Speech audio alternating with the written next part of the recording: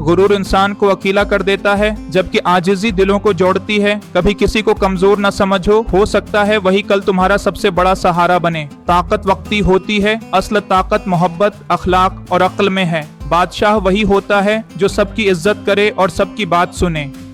कहानी शुरू होती है एक खूबसूरत और सरसब्ज जंगल से, जहां सुबह की नर्म धूप पत्तों पर चमकती, परंदे चहचहाते और नदी की लहरें संगीत की मानंद बहती थीं। इसी जंगल है का बादशाह था शेर बबर। शेर बबर ताकतवर था, लंबा चौड़ा जिस्म, सुनहरी रंग की खाल और आंखों में गुरूर की चमक। वो जब जंगल में चलता जमीन भी थरथरा जाती, जानवर उसकी दहाड़ सुनते ही छिप जाते। लेकिन बबर को सिर्फ अपनी ताकत पर नाज था। वो समझता था ताकतवर ही हुक्मरान होता है, अक्ल, अखलाक और दोस्ती कमजोरों का हथियार है।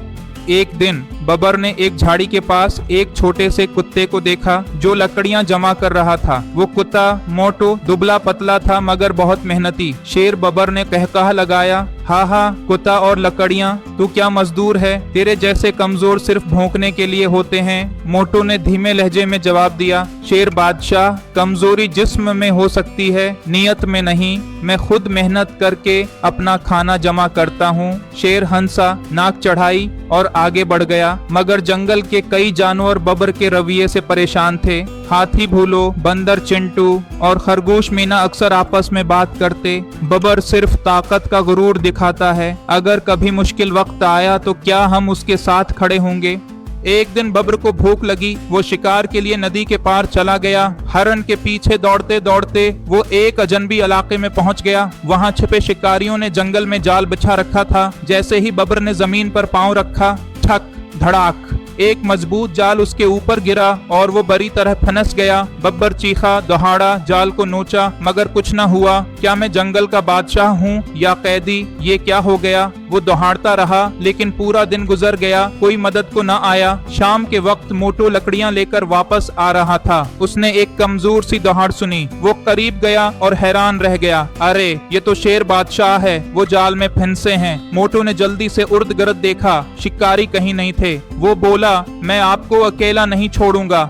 फिर वो दौड़ा, बंदर चिंटू, हाथी भूलो, ब्यूअर्स और खरगोश मीना को बुला लाया। सब पहले हचकचाए मगर फिर मोटू की बातों से मुतासिर होकर आ गए। चिंटू ने जाल की गरहें खोलना शुरू की, ब्यूअर्स ने दांतों से रस्सी काटी, भूलो ने जोर लगाकर जाल उठाया। थोड़ी ही देर में शेर आजाद हो चुका था। शेर जमीन पर गिरा, आंखों में आंसू थे। वो बोला, मैंने कभी सोचा भी नहीं था कि मेरे सबसे कमजोर दोस्त, जिन्हें मैंने हकीर समझा, वही मेरी मदद करेंगे। मोटू ने नरमी से कहा, बादशाह वो होता है जो सबका हो। ताकत तो वक्ती होती है, दिल से जीतने वाला हमेशा याद रहता है। अगले दिन शेर ने जंगल के बीचों बीच सब जानवरों को जमा किया। वो बोला, मैं गुरूर में इंधा हो गया था, मैंने दोस्तों को कमतर समझा, लेकिन आज मैं वादा करता हूँ कि अब हर जानवर को बराबर समझूंगा।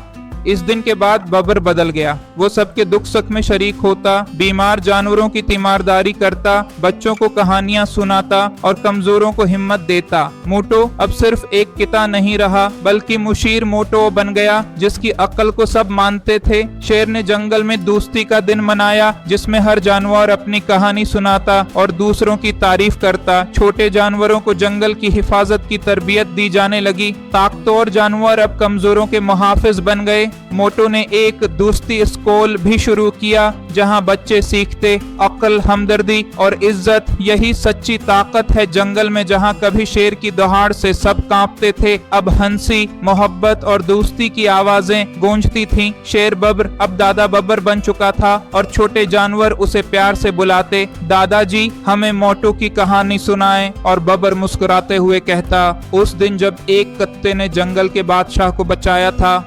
सबक, गुरूर इंसान को अकेला कर देता है जबकि आजिजी दिलों को जोड़ती है। कभी किसी को कमजोर न समझो, हो सकता है वही कल तुम्हारा सबसे बड़ा सहारा बने। ताकत वक्ती होती है, असल ताकत मोहब्बत, अखलाक और अक्ल में है। बादशाह वही होता है जो सबकी इज्जत करे और सबकी बात सुने।